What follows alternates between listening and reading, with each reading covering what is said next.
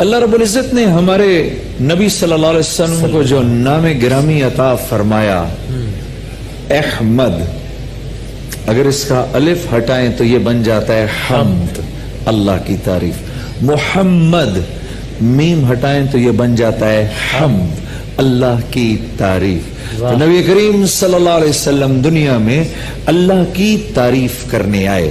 آپ نے فرمایا اے اللہ تو نے ابراہیم کو اپنا خلیل بنایا، تو نے داؤد کو کے ہاتھ میں لوہے کو نرم فرمایا، تو نے موسیٰ کو اپنا کلیم بنایا، تو نے عیسیٰ کو روح اللہ بنایا، تو نے مجھے کیا عطا فرمایا؟ تو اللہ رب العزت کی طرف سے ارشاد ہوا اے میرے حبیب، جو آپ کو دیا وہ تو کسی کو نہیں دیا، اب قیامت تک جب بھی میرا نام آئے گا میرے نام کے ساتھ آپ کا نام آئے گا، لا الہ الا اللہ محمد الرسول اللہ۔ آپ کی برکت سے آج ایسی ایسی باتیں یاد آ رہی ہیں، انشاءاللہ آپ کے بہت کام آئیں گی، بہت کام آئیں گی۔ اچھا، یہ کچھ چیزیں یاد کرنے کی ہیں۔ کچھ جس کو غصہ بہت آتا ہو، وسیم، غصہ آنا فطری بات ہے، جس کو اللہ کے نبی کے ارشاد کے مطابق آپ نے فرمایا جس کو غصہ نہیں آتا وہ تو گدھا ہے۔ ہاں، کم و بیش الفاظ ہے۔ تو غصہ آنا فطری بات ہے، غصے کا اظہار کرنا، یہ اس سے بچنا کہ اظہار نہ ہو جائے، یہ بڑے اخلاق کی نشانی ہے۔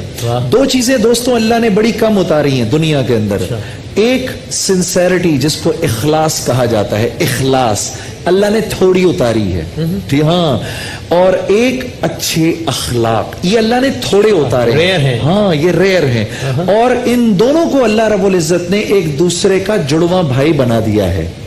ہاں، ایمان، اخلاص، اخلاق، یہ تینوں جو ہیں ایک دوسرے کے بھائی ہیں، اور اللہ نے فرمایا ہے یہ تینوں تب دوں گا جب ان کو مانگو گے۔ یہ مانگنے پڑتے ہیں، یہ ڈیولپ ہوتے ہیں تھوڑے تھوڑے، پھر اس کے بعد مانگنے پڑتے ہیں۔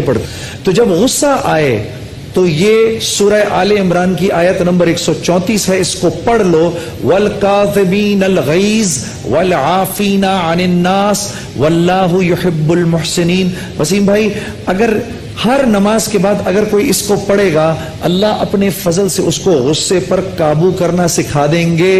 میری جو بہنیں سن رہی ہیں، ان کے شوہر جو غصہ کرتے ہیں، ان کو یہ بات بتاؤ کہ بھائی آپ یہ دعا پڑھ لیا کریے، یا اگر شوہر کو غصہ آئے آپ اس کے منہ پر یہ دعا پڑھ لیا کریے۔ اور اگر دو لوگ آپس میں جھگڑ رہے ہوں، عرب کیا کرتے ہیں، فوراً درود پڑھ لیتے ہیں ایک دوسرے کے سامنے، تو یہ ختم ہو جائے گا انشاءاللہ۔ اچھا، جو غصے کو قابو کرتا ہے، غصے کی حالت میں ابھی بولنے سے پہلے جو دعا مانگو گے وہ اسی ٹائم پوری ہو جائے گی۔ وَهُوَ الَّذِي خَلَقَ مِنَ الْمَاءِ بَشَرًا فَجَعَلَهُ نَسَبًا وَسِحْرًا وَكَانَ رَبُّكَ قَدِيرًا۔ سورہ فرقان کی آیت نمبر 54 یاد رکھ لیجئے، سورہ فرقان کی آیت نمبر 54۔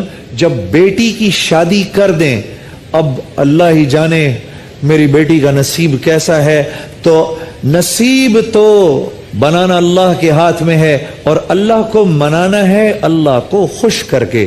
یہ قرآن کی آیت پڑھیں، جو اس کا اہتمام ہر نماز کے بعد ایک دفعہ کرے گا، اللہ رب العزت اس کے بیٹے یا بیٹی کو کامیاب زندگی عطا فرمائیں گے شادی کے بعد۔ یہ آیت بھولنا نہیں میرے دوستوں، بہت ضروری ہے۔ وَهُوَ الَّذِي خَلَقَ مِنَ الْمَاءِ بَشَرًا فَجَعَلَهُ نَسَبًا وَسِحْرًا وَكَانَ رَبُّكَ قَدِيرًا۔ اس بچی کی اولاد جو ہوگی صالح ہوگی، میاں بیوی کے تعلقات انشاءاللہ ہمیشہ اچھے رہیں گے، اور کوئی ان میں توڑ پیدا نہیں کر سکے گا۔